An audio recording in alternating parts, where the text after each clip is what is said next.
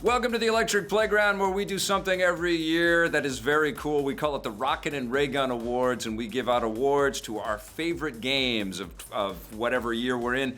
For all of you that don't know, we're in the year 2016, so we're giving away awards to our favorite game of the year for 2016. We've got 10 nominees to talk about. We have Uncharted 4, big surprise, Dishonored 2, The Last Guardian, Final Fantasy 15, Titanfall 2, Overwatch, Hitman, Inside, Forza Horizon 3, and Doom. And I'm not going to continue.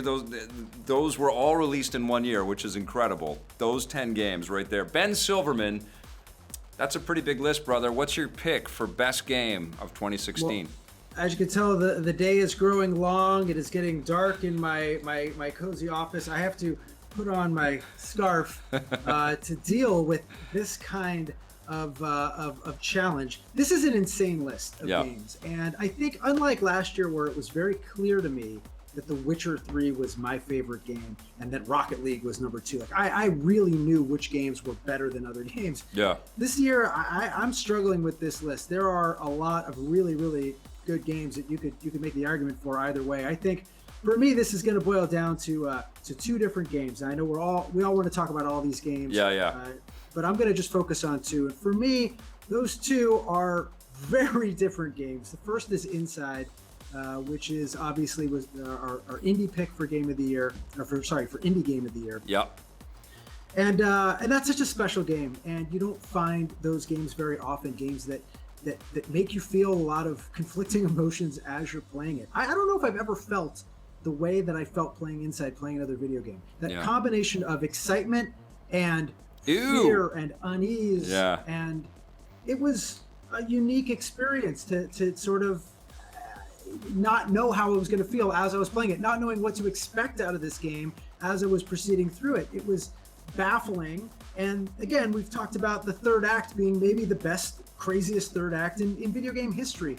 That to me is a defining moment and a characteristic of this year. So that's a game I'm considering. Then the other game is a sequel. It's Titanfall 2, and I'm surprised I'm hearing those words come out of my mouth because we played it at E3 and I was like, whatever, it was fine. It's a shooter. It's Titanfall 2. And I just was not excited about it at all. I could not have been more blasé about the release of that game. And then holy shit, I sat down, played the single player campaign, and I was glued to the couch. I did not get up. I got up once to piss, slept a little, finished it. I was completely enamored with the design of that single player game, and I think over the years we're going to keep coming back to that game as being a really important moment for first person video game design. And I say that in a year when we had Dishonored 2, which I thought also did incredible level design. Yeah. We had Overwatch, which did amazing multiplayer. Like, you can pick and choose your games this year, and there was a great experience. Uncharted. I mean, you look at this list; it's exhausting. I know. In the general high quality of these games. So for me, it's either Inside or Titanfall 2. A couple years ago, we had this struggle between a Grand Theft Auto game and Limbo. That's right. And we went with Limbo, and there was like a little bit of regret in there, maybe, because we were like, really, was it Limbo? And it was Red Dead in Limbo. Was it Red Dead in Limbo? We went with, Jesus, we were fucking bad crazy. choice. That was a bad choice. I'll tell you what I chose. And when it comes to making bad choices, guys, some of us do not learn their lessons. I'm going to go with Inside as my game of 2016. Wow. It's surprising that I'm saying it, but again, it was the newest experience that I had with the game this year, and as great as these games all were, I was unexpected. That was unexpected, and that's a person who's been writing about video games for 20 years, been playing them for twice that. That is a hard thing to do, to surprise me. Absolutely. And this game surprised me. So Absolutely. Let's go with brother. Inside. Why not? Yeah, no, nothing wrong with that choice. Steve Tilley, what are you going to choose? Well, that's a bold choice. I mean, Inside is definitely a fantastic experience and probably the most original experience on this list. It's a pretty shooter-heavy list, or an action adventure heavy list. Yep. Titanfall 2 was a marvel. As I said in the segment where we talked about it, I don't think anybody saw it coming. Nobody saw that single player campaign coming. We knew a campaign was coming, but we did not expect it to be that emotionally affecting and that polished and that original, and then on top of that have the fantastic multiplayer. Dishonored 2, again, I love that world, and I love what Arcane does with that world. I love how detailed and how thought out that world is. But there's a lot of talk about Uncharted 4, how Amy Hennigan left the series, go on to do the Star Wars game, and Neil Druckmann is coming in from The Last of Us to take over Uncharted, and it was like, oh god, it's going to be all mopey and depressing, and it's not going to be an Uncharted game. And they took the best things about Uncharted, which is the gunplay and the traversal and the exploration, the huge vistas, and then melted it with some of the stuff that made The Last of Us so good. Some of the heartfelt character stuff. And there's a scene between Drake and Elena on their couch in their living room. That's one of my favorite parts of that game, because it's just getting. We've played Nathan Drake through 3 games previously, but never really seen inside the character. And I love that Uncharted 4 was able to do that. Yeah. As I said before, I don't necessarily need to play another Uncharted game ever again. I feel like it's gone everywhere it needs to. But I think where they went with Uncharted 4 was pretty incredible from a technical standpoint, from a creative standpoint, and the multiplayer too. I mean, I actually dig the Uncharted multiplayer a lot, so the game is still going for me. It is a tough year. I mean, there's so many great games. As Ben was saying, it's not one of these years where one absolutely stands out as the best. But from this very great bunch, I think Uncharted 4 for me was the one that really kind of rose above. Awesome, great choice. Jose, what do you say? Do you follow Steve's logic or Ben's, or do you have a totally different pick? Man, again, I follow their logic on how difficult the decision it is to make when discussing all of these games. So many good games this year, and I don't remember playing a lot of bad ones. Usually with the Crappeteers, we played so much crap throughout the year, and so it feels like this sense of joy and just that sense of calm where I haven't played so much crap that I've gotten a chance to play these games. And can I publicly apologize to you and Ben right now for all of the shit games that you guys had to play on the show? Yeah, why don't you send us a bunch of cool shit to make up for all the terrible shit you made us play? I agree with that sentiment wholeheartely. Okay, well, here is the 2016 buffet. Tons of great choices. But yeah, I had a lot of high hopes for games like The Last Guardian. I wanted a whole lot more out of that, and unfortunately I was a little bit let down. Forza Horizon 3, probably the best driving game I've played in the last few years. Inside, like Ben said, it's just such an experience that third act, again, I mean, if you don't see it coming, you don't expect it to happen, and then it happens, and then you're just like, what is happening to my life right now in this game? I hope everybody else it's just for me. Like, I thought they just catered that experience for me, and you can avoid that completely, but no, it happens to everybody.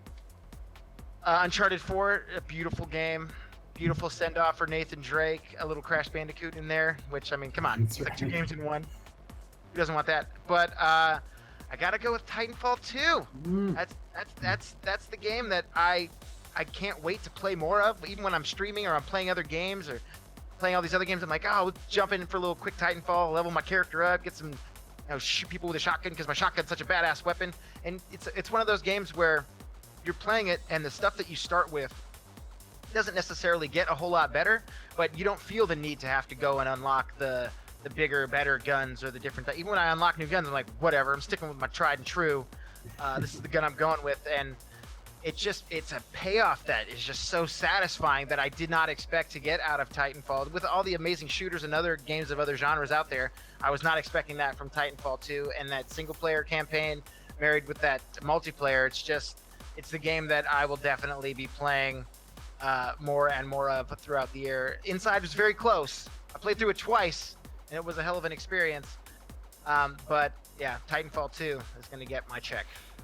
Yeah, no, it's an amazing game. It's like candy that you just don't want to stop eating. It's just so good. Gobstopper. It's so good. It's like Wonka made an everlasting gobstopper and called it Titanfall 2. And Ben actually started this conversation by saying that it kind of boils down to 2 games that he goes back and forth with.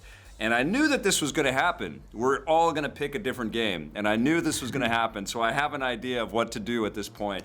But I think Ben's on the money here with this idea of 2 that you kind of struggle over, and all of them are worth it. I mean, Overwatch was the huge winner at the Game Awards, and it deserves its accolades. It's an incredible game. Last Guardian could be argued. Uncharted 4, phenomenal experience for sure, and you guys know what a big Nathan Drake fan I am. I was shocked at how much I loved Hitman. I think that IO built a really, really fantastic, stealthy, sort of James Bond assassin type game, you know? Like, you just feel like such a badass in that game, and they really just did a beautiful job with that. You guys know how much I love Dishonored 2. I only gave one game a 10 out of 10 to this year, and that was Forza Horizon 3. Yeah, and that is, this is also a year that I feel good about giving my vote to a driving game, and I don't think that there is another year that I can think back on where a racing game would get this accolade, would get this top honor. But Forza Horizon 3, and Steve brought this up, this idea of being shocked by something, and Ben brought this up too. I was shocked at Forza Horizon 3. I was shocked at how much I just kept going, oh my God, this is in here too, this is here. You can go off-roading, I'm racing this helicopter. Snow DLC? You know, and now there's tons of crazy DLC, and I got stuck. I played that auction for hours. I just loved, you know, bidding on cars. I was like, this is incredible. And then all of the custom, you know, detailing that you can put into the car. It delivers, you know, stuff that we love in Burnout and Need for Speed and the regular Forza series.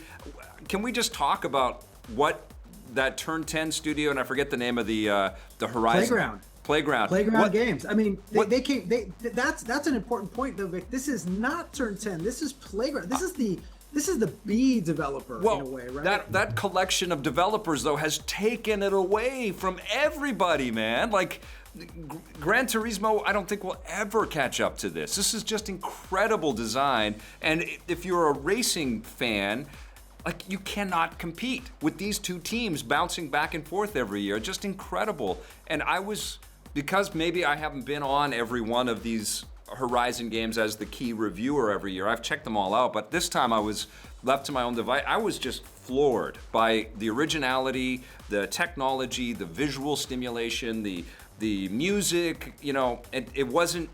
It sort of goes into that let's party mode thing, but it didn't cheese out. It didn't, you know, turn me into some kind of raver bro boy or whatever. You know, it was just super cool. Such a super cool product. So I would say Forza Horizon 3 is my pick for Game of the Year. But my second choice is Titanfall 2. And I think because Titanfall 2 is your first choice, Jose, and it's your second choice, Ben, and I don't know where it falls in line with you, Steve. How close? It was in my top 3 at least, yeah. I think because of that, because we have 4 different choices for our best game of the year, but we all have common ground with Titanfall 2. How do you guys feel if we reward Titanfall 2 with our Game of the Year award? I got the shivers. right up my spine, yeah. Right because it's freezing, yeah. Not because it's fucking freezing, because it's late. But I think it's a great idea, Vic. There it is. Respawn, you made the best game of the year, and you should know it, and everybody should buy it, and everybody should support that damn studio. They got screwed, and they made an excellent game for us. And, we weren't completely unanimous, but we are unanimous in our adoration and our admiration for what you accomplished. And this was probably the toughest year in the shooter category that I can remember in my 20 years of reviewing games. I can't remember that there being this many excellent caliber games, including remasters of other excellent shooters coming back to haunt us, and still Titanfall came in and blew us all away. That's tremendous. Yeah, thank you for the applause. It sounds so natural. Thanks everybody for watching our Rocket and Raygun Awards. We have more discussions. We're going to talk about our biggest surprises, our biggest disappointments, and our most anticipated. But that is our Game of the Year award winner, Titanfall 2. You rock. And don't go anywhere. There's a lot more to watch right here.